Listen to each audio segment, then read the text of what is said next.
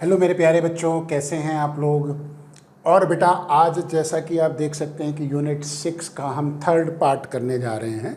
और unit 6 optics का है बेटा, जो कि CUET का यूनिट 6 है। और थर्ड पार्ट में मेनली बेटा रिफ्रैक्शन ऑफ द लाइट से रिलेटेड आज हम कुछ थ्योरी का रिवीजन करेंगे। उसके बाद नेक्स्ट क्लास में हम इससे रिलेटेड क्वेश्चंस करेंगे। चलिए सबसे पहले तो रिफ्रैक्शन ऑफ लाइट को समझते हैं।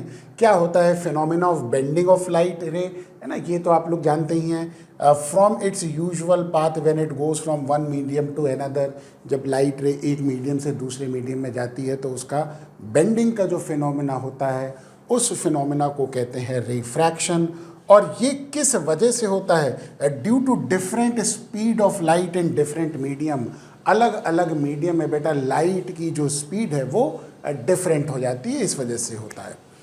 ठीक, रिफ्रैक्शन को समझने के लिए सबसे पहले एब्सोल्यूट रिफ्रैक्टिव इंडेक्स को समझते हैं, जो कि होता है speed of light in air और vacuum upon speed of light in medium. Air या वैक्यूम में स्पीड को c से डिनोट करते हैं, वैक्यूम में v से डिनोट करते हैं। और बेटा इलेक्ट्रोमैग्नेटिक वेव के चैप्टर में मैंने बताया था आपको कि c बराबर होता है 1/μ0 एप्सिलॉन नॉट अंडर रूट, और v बराबर हो जाएगा 1/√μ एंड एप्सिलॉन। तो ये जब हम पुट करेंगे तो बेटा ये आ जाएगा μr एप्सिलॉन r, यानी कि रिलेटिव परमिटिविटी और रिलेटिव परमिएबिलिटी का स्क्वायर रूट आ जाएगा। एब्सोल्यूट रिफ्रैक्टिव इंडेक्स, तो एब्सोल्यूट रिफ्रैक्टिव इंडेक्स c/v। और बेटा जैसा कि आपको पता है कि स्पीड बराबर वेवलेंथ इनटू फ्रीक्वेंसी होता है। बेटा जब लाइट एक मीडियम से दूसरे मीडियम में जाती है, स्पीड चेंज करती है, वेवलेंथ चेंज करती है, लेकिन फ्रीक्वेंसी सेम रहती है। इसीलिए फ्रीक्वेंसी दोनों में क्या है? सेम है। तो अगर लैम्डा ए एयर में वेवलेंथ हो गई, लैम्डा एम मीडियम में वेवलेंथ हो गई, तो refractive index is also equal to lambda A upon lambda M. ये भी रिलेशनशिप आती है। चलिए अब हम बात करेंगे रिलेटिव रिफ्रैक्टिव इंडेक्स, बेटा जिसको हम म्यू से डिनोट करते हैं। तो अगर हम 1μ2 लिखते हैं तो ये होता है absolute refractive index of second medium with respect to first medium.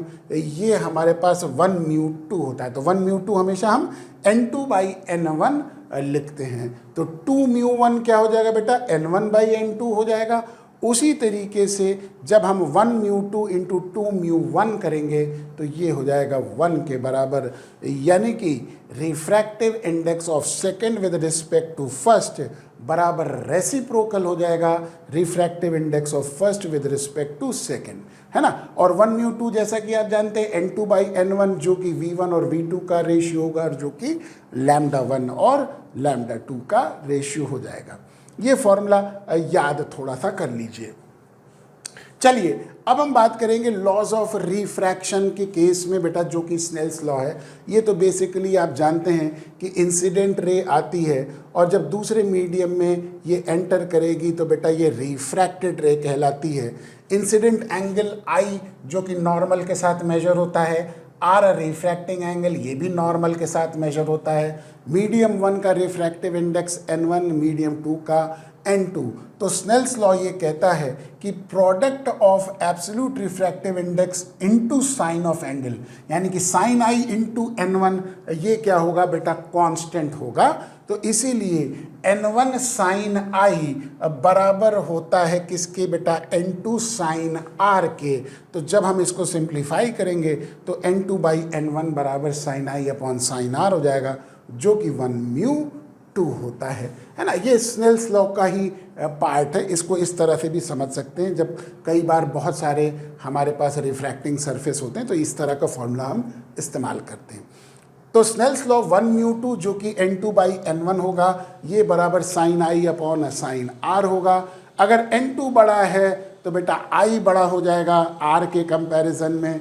और यही चीज़ हम यहाँ पे देखने को मिलती है कि अगर लाइट रेयर टू डेंसर जा रही है, n1 से n2 जा रही है, n2 बड़ा हो गया तो बेटा उस कंडीशन में i बड़ा होगा और r छोटा हो जाएगा, यानी कि रे बेंड करेगी टुवर्ड्स दी नॉर्मल। यानी कि कंडीशन ये हो गई कि अगर रे रेयर टू डेंसर जाएगी तो बेंड करेगी टुवर्ड्स दी नॉर्मल, और अगर डेंसर टू रेयर जा रही है तो बेटा बेंड अवे फ्रॉम नॉर्मल करेगी। ठीक, ये हमारे पास सेकंड केस हो गया कि अगर n1 बड़ा है n2 से तो n1 डेंसर हो गया और n2 रेयर हो जाएगा ना बेटा। जो मीडियम का रिफ्रैक्टिव इंडेक्स ज़्यादा है उसको डेंसर कहते हैं। तो n1 बड़ा है तो n1 डेंसर हो जाएगा, n2 छोटा है तो n2 रेयर हो जाएगा। तो रे कहाँ से कहाँ जा रही है? डेंसर से रेयर जा रही है, तो बेंड अवे फ्रॉम नॉर्मल करेगी। वहाँ पे R एंगल बड़ा होगा I से। ठीक, तो रे will bend away from normal हो जाएगा, ये कंडीशन आती है।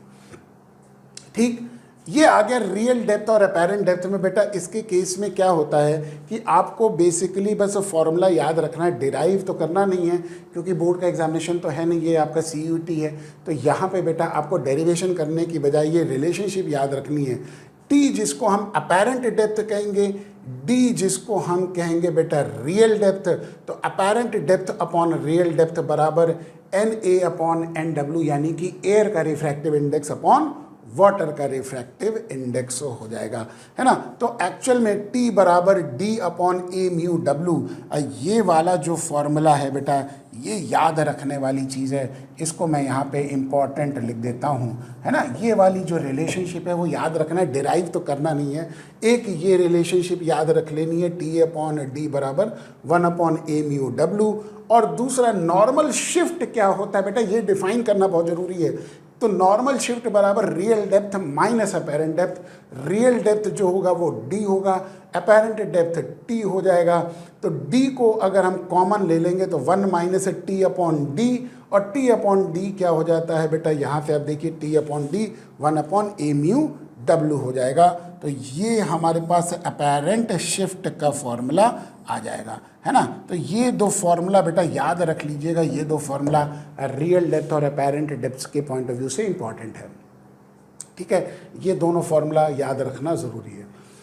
अब बारी आती है टोटल इंटरनल रिफ्लेक्शन की। बेटा टोटल इंटरनल रिफ्लेक्शन जैसा कि आप जानते हैं ये फिनोमेना कब होगा, जब रे डेंसर टू रेयर जाएगी। पहली चीज़ तो ये ध्यान रखिए, है ना। तो डेंसर टू रेयर जाएगी यानी कि वाटर से एयर पे जाएगी तो बेंड अवे फ्रॉम नॉर्मल करेगी। अगर एंगल ऑफ इंसिडेंट को बढ़ाएंगे तो बेटा एंगल ऑफ रिफ्रैक्शन बढ़ने लगेगा, और एक ऐसा एंगल ऑफ इंसिडेंस आ जाएगा जब एंगल ऑफ रिफ्रैक्शन कितना हो गया बेटा 90 डिग्री हो गया। यहाँ पे आपको दिख रहा है ये 90 डिग्री, है ना। तो एंगल ऑफ रिफ्रैक्शन जब 90 डिग्री होता है उस समय एंगल ऑफ इंसिडेंस को क्रिटिकल एंगल कहते हैं। तो ध्यान रखिए क्रिटिकल एंगल की डेफिनेशन क्या है, it is the angle of incidence measured in denser medium, जो कि डेंसर मीडियम में मेजर किया है जब एंगल ऑफ रिफ्रैक्शन 90 डिग्री है जो कि रेयर मीडियम में है। When ray goes from denser to rare medium, जब ray denser to rare medium जाती है। ठीक, ये तो तब हो गया। अब अगर angle of incidence critical angle से ज़्यादा हो जाए, सपोज कर लो कि एंगल ऑफ इंसिडेंस की वैल्यू क्रिटिकल एंगल से ज़्यादा हो जाए, तो बेटा रे अब बाहर ना जाके वापस डेंसर मीडियम में ही रिफ्लेक्ट हो जाएगी। इसी फिनोमेना को कहते क्या है बेटा, टोटल इंटरनल रिफ्लेक्शन कहते हैं। तो ये तब होगा जब आई की वैल्यू क्रिटिकल एंगल से बड़ी होगी। ठीक है ना। अब देखिए हमारे पास क्रिटिकल एंगल के केस में ये फॉर्मूला आता है बेटा, है ना, NW यानी कि refractive index of water into sine C, क्योंकि एंगल ऑफ इंसिडेंस कहाँ पे मेजर किया जाएगा बेटा, डेंसर मीडियम में। तो यहाँ पे इंटू साइन C बराबर NA इंटू साइन 90, है ना। तो NW अपॉन NA बराबर साइन 90 अपॉन साइन C, इसकी वैल्यू 1 होती है। तो यानी कि A म्यू W बराबर 1 अपॉन साइन C हो जाएगा। तो अगर रिफ्रैक्टिव इंडेक्स पता है, किसी भी दो मीडियम का रिलेटिव रिफ्रैक्टिव इंडेक्स पता है, तो बेटा क्रिटिकल एंगल निकाला जा सकता है ना। तो यहाँ पे देखिए वाटर का रिफ्रैक्टिव इंडेक्स और उसका क्रिटिकल एंगल गिवन है ना। तो बेटा देखो रिफ्रैक्टिव इंडेक्स 1.33 है तो क्रिटिकल एंगल 48 डिग्री है। तो रिफ्रैक्टिव इंडेक्स जितना कम होगा क्रिटिकल एंगल उतना ही ज़्यादा होगा। रिफ्रैक्टिव इंडेक्स बढ़ गया, क्रिटिकल एंगल कम हो गया, और बढ़ गया, क्रिटिकल एंगल और कम हो गया।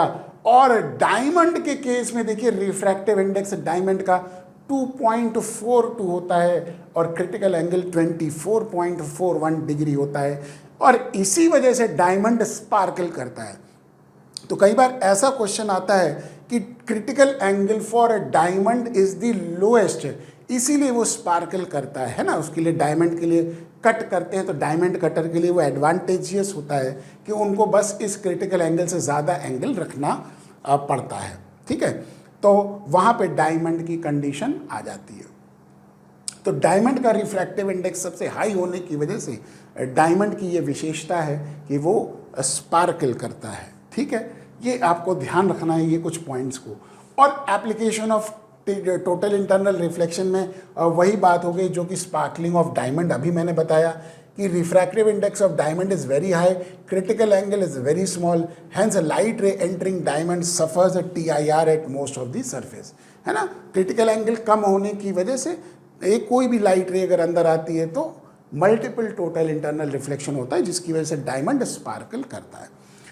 दूसरी चीज़ मिराज होता है बेटा। समर्स में क्या होता है, लैंड जो होता है वो हॉट हो जाता है तो हॉट एयर राइज करती है, तो hot air near the surface behaves as a rarer medium, और ऊपर वाली जो कोल्ड एयर है वो डेंसर मीडियम की तरह बिहेव करती है। तो जब कोई हमारे पास सड़क के किनारे पेड़ होता है तो वो रे जो चलेगी वो इस तरह से चलेगी कि उसका रिफ्लेक्शन हमको बेटा रोड के ऊपर दिखाई देता है, तो हमको ये महसूस होता है। इसी को हम कहते हैं बेटा मिराज, है ना, ठीक है। ये समर्स के केस में ज़्यादातर ऑब्जर्व होता है। Optical fibre cable total internal reflection का बेटा एक एप्लीकेशन होता है जिसमें दो चीज़ें होती हैं, कोर और क्लैडिंग। क्लैडिंग यानी कि बाहर वाला जो कवर होता है और कोर यानी कि अंदर वाला होता है। अब रिफ्रैक्टिव इंडेक्स कोर का ज़्यादा होता है क्लैडिंग से, तो बेटा अगर रे ऑफ लाइट अंदर एंटर कर गई तो वो बाहर ना निकल के बेटा टोटल इंटरनल रिफ्लेक्शन होते होते बाहर निकलेगी। तो वो इसी केबल के अंदर ही लाइट रे क्या करेगी, पल्स के रूप में मूव करती रहेगी, है ना बेटा। तो अगर केबल बेंड भी हो गई तो भी कोई दिक्कत नहीं है, वो हमेशा टोटल इंटरनल रिफ्लेक्शन ही होता रहेगा ऑप्टिकल फाइबर केबल के अंदर, ठीक, मल्टीपल टाइम्स में। और एप्लीकेशन ऑफ ऑप्टिकल फाइबर क्या क्या है बेटा, एंडोस्कोपी, जैसा कि आप जानते हैं कि एंडोस्कोपी आजकल मेडिकल एग्जामिनेशन में है, जिसमें फाइबर केबल जो है along with camera inserted through mouth, मुंह से डालते हैं और स्टमक के एरिया को बेटा एग्जामिन करते हैं कैमरा से, है ना, वो उसको कहते हैं बेटा एंडोस्कोपी। ऑप्टिकल फाइबर को और कहाँ इस्तेमाल करते हैं, transmitting and receiving digital signal. Direct बेटा लाइट की स्पीड से डिजिटल सिग्नल का ट्रांसमिशन हो जाता है without converting into analog signal, direct transmission कर सकते हैं। तो इससे क्या होता है बेटा, कंप्यूटर का सिग्नल जो होता है, ट्रांसमिशन होता है, वो बहुत फास्ट होता है ना। तो हमारे घरों में हम कहते हैं ना ऑप्टिकल फाइबर केबल लगाए तो ब्रॉडबैंड लगाए तो बेटा उससे क्या होता है, हाई स्पीड पे कनेक्टिविटी मिल जाती है। फोटो सेंसर के रूप में इस्तेमाल होता है, use to measure blood flow in the heart, है ना, फोटोमेट्रिक सेंसर्स के रूप में, और रिफ्रैक्टोमीटर्स जो कि certain refractive index of certain liquid को फाइंड आउट करने में इस्तेमाल होता है। ये एप्लीकेशन हो गई बेटा किसकी, बेटा ऑप्टिकल फाइबर के रिलेटेड एप्लीकेशंस हो गई। तो ये तो बेटा कुछ थ्योरेटिकल पार्ट का मैंने एक ब्रीफ सा रिवीजन करा दिया है आपको, और बेटा नेक्स्ट क्लास में इसी से रिलेटेड मैं क्वेश्चंस कराऊंगा।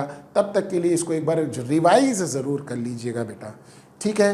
चलिए आज के लिए इतना ही बहुत है, तब तक के लिए पढ़ते रहिए बेटा। Thank you so much, have a nice day.